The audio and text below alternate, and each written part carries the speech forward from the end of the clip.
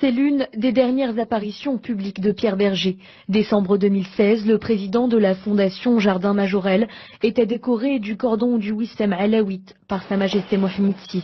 Une manière de saluer son engagement en faveur du patrimoine culturel marocain, notamment à travers le futur musée Yves Saint-Laurent, à 2 pas de l'actuel Jardin Majorelle. Le lieu devait ouvrir ses portes dans les prochains jours, mais Pierre Berger ne sera malheureusement plus là pour revoir la cité ocre qu'il aimait tant. L'homme d'affaires s'en est allé à l'âge de 86 ans à la suite d'une longue maladie. C'est en 1954 qu'il croise Yves Saint-Laurent, successeur de Christian Dior.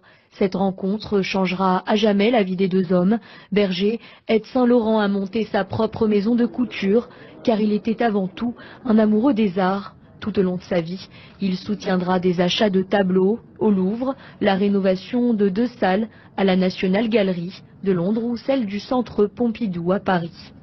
Pierre Berger reposera dans le Jardin Majorelle, juste à côté du mémorial qu'il avait fait construire en hommage au couturier Yves Saint-Laurent.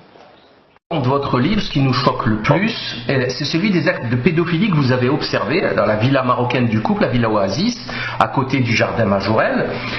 Pouvez-vous nous en dire plus, s'il vous plaît, d'autant que des procès ont été intentés, et vous savez qu'il a été écouté par la justice par rapport aux accusations de pédophilie dans la villa Majorelle.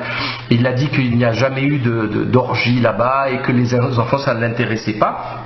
Pourtant, vous dites l'inverse, puisque vous parlez d'un intendant qui a eu des rapports sexuels avec un gamin prépubère. On imagine qu'il avait 10-12 ans maximum. Qu'est-ce que vous avez à dire là-dessus, s'il vous plaît? Déjà, quelle hypocrisie, hein, moi je trouve que c'est une hypocrisie. Le Maroc et Marrakech en particulier, depuis des décennies, c'est une destination pour le tourisme sexuel. C'est pas un secret quand même. C'est un lieu où beaucoup d'homosexuels riches, moi j'ai vu, hein, là-bas, venaient assouvir le fantasme en toute impunité. Comment vous expliquer ça, moi? Comme je vous l'ai dit, moi j'étais un petit peu au courant de ce qui se passait là au Maroc. Moi j'étais témoin très rapidement de ça. La réalité s'est très rapidement imposée à mes yeux. Pour vous dire, le lendemain de mon premier voyage au Maroc, quand j'ai accompagné Yves Saint-Laurent, je me suis baladé dans l'allée principale, là où il y a le portail d'entrée, et déjà là il y avait deux jeunes à l'entrée. Vous savez, c'est un petit village, Marrakech. Quand Yves arrivait, c'est sûr que tout le monde le savait, déjà 2 jeunes à travers le portail, ils appelaient Yves. Quand c'est arrivé, j'étais avec Yves, il a fait un pas en arrière et il était un peu gêné. Je lui ai demandé s'il y avait un problème, il m'a dit qu'il ne voulait pas les voir.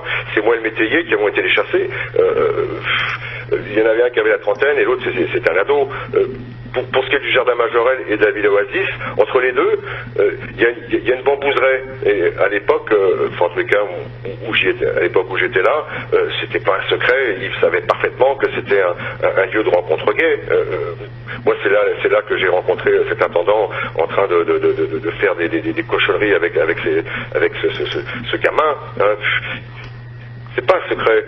Il m'a même raconté l'histoire de Jacques Majorelle. Vous savez, autour de cette propriété, il y avait un grand mur avec une petite fenêtre. Et déjà, Jacques Majorelle, il y a 100 ans, ouvrait la fenêtre et puis appelait des gens, ou des jeunes gens, ou des jeunes femmes, les appelait, les faisait rentrer dans la propriété, puis les peignait.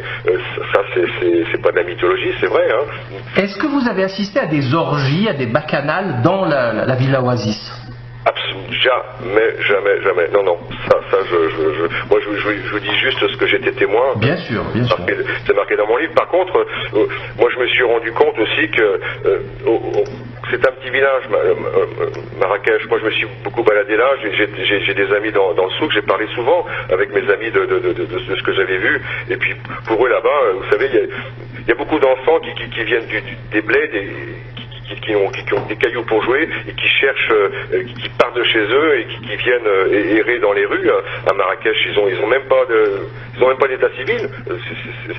Ces hommes peuvent, ces jeunes enfants peuvent disparaître. Personne ne sait rien. C'est fou, ça. C'est fou. D'ailleurs, moi, je peux vous dire, je prie vraiment régulièrement pour ces enfants parce que c'est ce qui se passe là. J'espère que quelque chose va changer là, il faut que ça change dans tous les cas.